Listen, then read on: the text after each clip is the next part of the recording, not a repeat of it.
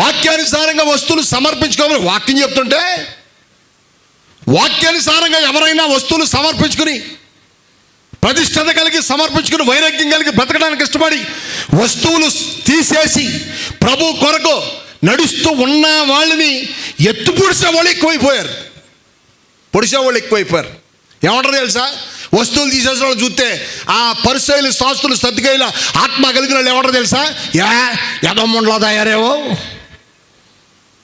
ఎలా తయారయ్యారంట చెప్పలే. ఎలా యదమ్మండ్లా తయారేవంటి వస్తువులన్నీ తీసేసి. ఏమంటే బైబిల్లో ఎక్కడైనా భర్త చనిపోయి ఉంటే వస్తువులు తీసేసి ఉండు అని బైబిల్లో వాక్యం ఎక్కడైనా ఉందా? మరి క్రైస్తవులు ఎందుకు మాట్లాడుతున్నారా? క్రైస్తవులు ఎందుకు మాట్లాడుతున్నారా మాట? అంటే క్రైస్తవులు ఇలా మాట్లాడుతున్న వారిలో ఏ ఆత్మలు పనిచేస్తాయో తెలుసా? పరిసయులు, సద్దుకాయలు, శాస్త్రుల ఆత్మ పనిచేస్తుందని మనం అర్థం చేసుకోవాలి. ఎందుకని వీళ్ళ పని ఏంటో తెలుసా? వాక్యం చెప్పిన దానికి అడ్డగించడమే వీళ్ళ పని, ఇంకో పని కాదు. హల్లెలూయా, హల్లెలూయా, హల్లెలూయా, హల్లెలూయా. అయినా పోనీ ఎలాగా అనుకుందాం, ఏదో అమౌంట్లో వస్తువులు తీసేయాలని పోనీ వాళ్ళ ఉద్దేశం అనుకుందాం. మరి లోకంలో భర్త లేనోళ్ళు, భర్త చనిపోయినోళ్ళు అందరూ వస్తువులు తీసేసి తెల్లబట్టలు తిరుగుతున్నారు. అందరూ తిరుగుతున్నారా? వాళ్ళ దగ్గరికి వెళ్ళి వినాలి.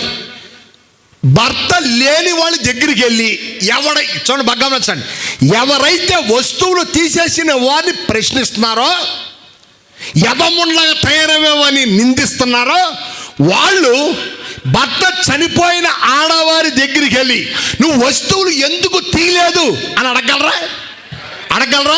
అడిగితే వాళ్ళు ఏం చెప్తారా? తొక్కి నార తీసి ఉన్న చోట పాటేస్తారు.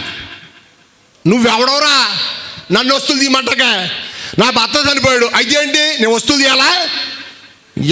ఎదవ మొహమా, దరిద్రుడా అని తిట్టరా? అడసొస్తారండి అనరా?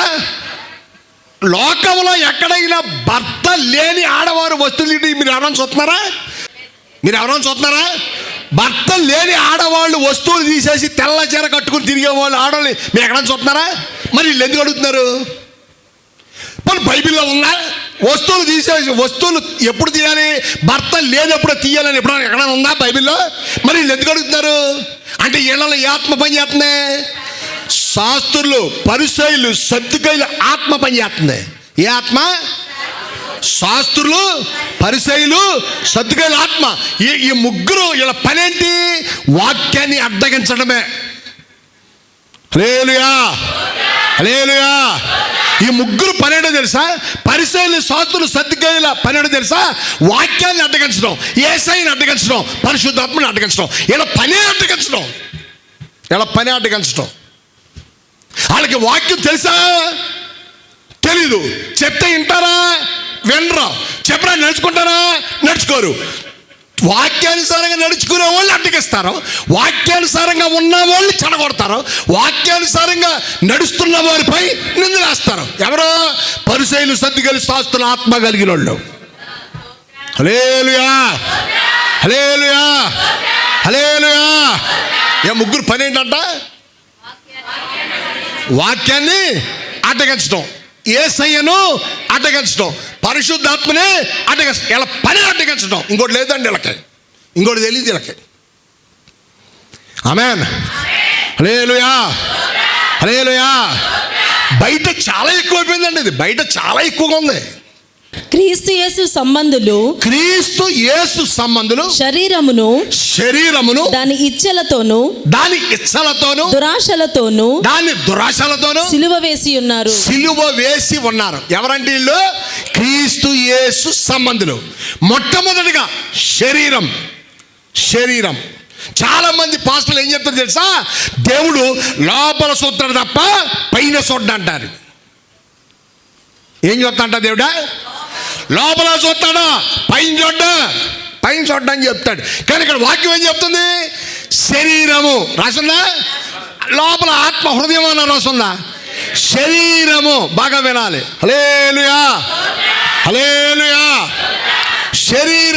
శరీరము క్రీస్తు యేసు సంబంధులు శరీరమును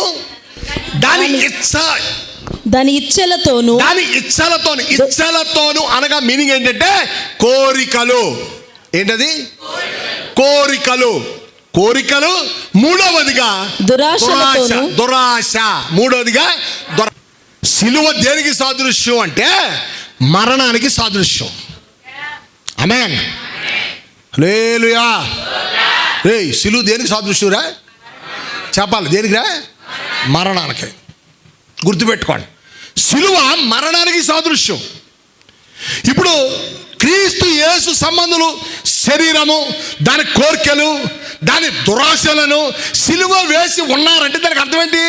శరీర సంబంధమైన కోరికలు ఏం చేశారంట? ఎవరో క్రీస్తు సంబంధులు ఏం చేశారంట?